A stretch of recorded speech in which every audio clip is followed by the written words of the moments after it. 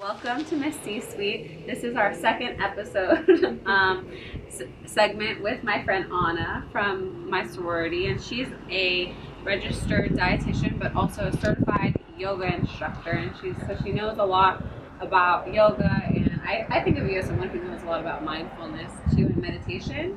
Thank you. And so I'm excited to kind of delve into that topic because I think it's something that a lot of professional women can implement. So to start off, and this kind of a little bit might touch on your experience as a dietitian. This is pretty open, but how do you recommend we balance our health in all aspects of our health: physical, mental, spiritual, and emotional? For me, yoga was always something I liked and did on this side. But now I think it's become very much an integral part of who I am because of not just the physical aspect, but the spiritual as well and the mental. So I think that's an example of it's not a one category thing. It kind of just touches upon everything. But I think it's so important to keep all of that in play to really optimize who we are as people. Yeah. I think it brings a lot of peace to us and also has helped me define exactly who I am and what I'm trying to accomplish. Like that. So I think really checking in and tuning in, right, to what is missing. Have I been putting my physical activity on the back burner? Yeah. Maybe that needs to come back into play. If you meditate and you haven't meditated in a while, maybe that's what's missing. So I think just even tuning into the root issue instead of just treating the symptoms, right? Oh, I'm tired, so I'm going to take a nap. Maybe think about why are you tired in the middle of the day on a Wednesday? We should be feeling good and energized. Yeah. So I think just tuning in and figuring out what aspect is maybe not getting as much attention as it should. There's this funny little cartoon that's on my mom's fridge, and I always think about it.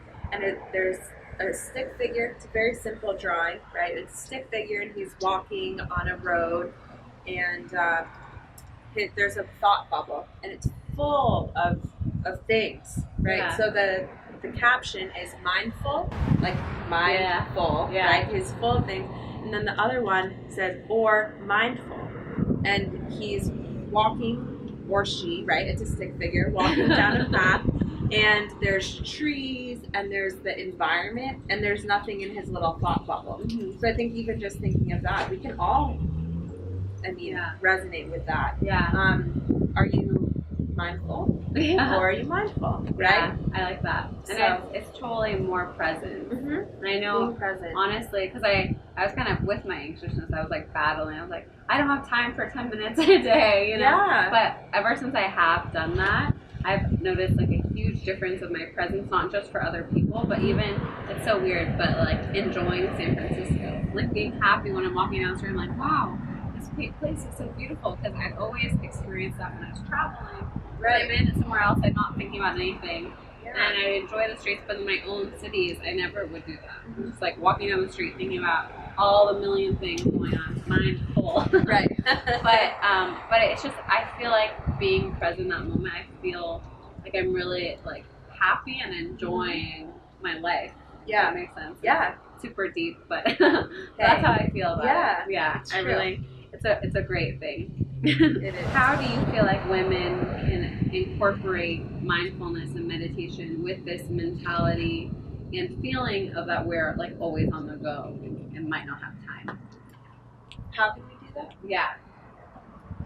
Gosh, there's so many little ways, like, even just taking that minute of Yeah. looking around.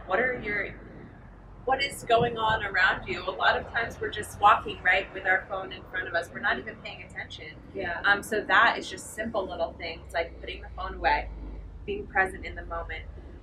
It could be just finding what works for you. So some people enjoy that sit-down meditation alone, in groups, exploring different types of meditation, whether it's on an app. Like you said, there's so many apps out there. And why, and you might have touched upon this, but just for the women out there who are watching, why should they make time for mindfulness and meditation? I think the more mindful I've become, I think it's helped in every aspect of my life. It's helped me become more in tune to who I am I think when we're so distracted, we live in a world of distractions, right? There's so many distractions going on all the time. So the more in tune I've become, the more I've figured out who I am as a person, what are my priorities, where am I going as far as, what are my goals, career wise, friend wise.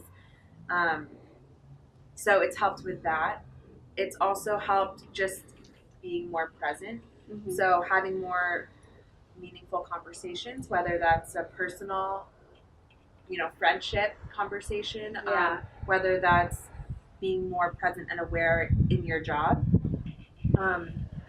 and just having all sorts of different relationships. I think talking to people, and as I'm sure you can attest to this, in California, people are pretty open to talking. Yeah. I talk to pretty much everyone and anyone on the street. Yeah. Which I wouldn't be doing if I was attached to my phone, right? Mm-hmm. And so I think it's just helped in every aspect. Yeah. If that You're makes connecting sense. with people. You're right? connecting. Yeah. And I think it's very hard, impossible actually, to connect with those around you and what our purpose is in life if we're not connected with ourselves first. Mm-hmm. And I think mindfulness for me has very much helped with that. Yeah. People, and then the more I learn about mindfulness and yoga and all this stuff, and it's just funny because I think our society teaches us that we should always be on the go. Like, don't take time for yourself. Mm-hmm. All this stuff. That's kind of like the messages I feel like a lot of us have. Yeah. And we should be doing a million things at once. Especially as women, we need to work harder to get to what we want. Especially as women, I think we take on a lot in all aspects, and we want to be a good friend, a good worker, a good everything. And but then when you picture like someone who's charismatic, they're not someone who's like has really bad posture and like and very like looking stressed and like acting stressed and like isn't very present when they're talking to you. They're like barely even listening. Those are the people who end up being very charismatic and influential, like even being president. Like those aren't the people who get there. And I remember I just had this very like meta conversation with a friend, but it just kind of hit me that it's like all of this that we feel like we should be doing, but if you really want to influence people, whether it's like influencing your team that's under you if you're a manager, or if you want to really do well when you're actually going out there and networking with people, or be a good salesperson, or all these different areas and really connecting with people, it's like the opposite of what we imagine. It's taking time for yourself to be mindful so that when you're with people you can really pay attention and listen and relax. Right. And then you even just I think of yoga as like a thing that really helps my posture from all this working and all this stuff, but just to balance out. But like you don't picture someone who's like their shoulders are tight, and they're like when you picture someone who's relaxed and like confident to be there. And I think that like yoga and mindfulness for me like really is a strong association of that person that you see as like very present and charismatic and just like the CEO of an office and just really kind of owning it and well connected with people. A lot of that comes from kind of like the opposite of what we've learned. That's what I No, I agree. And I think yoga is just an example of something that does incorporate, for me personally, I think a lot of other people agree, it incorporates not just the physical workout aspect, but also the mindfulness, the breathing, right? A lot of us are not very even in tune with when we're inhaling and exhaling. Which sounds basic, but we're not.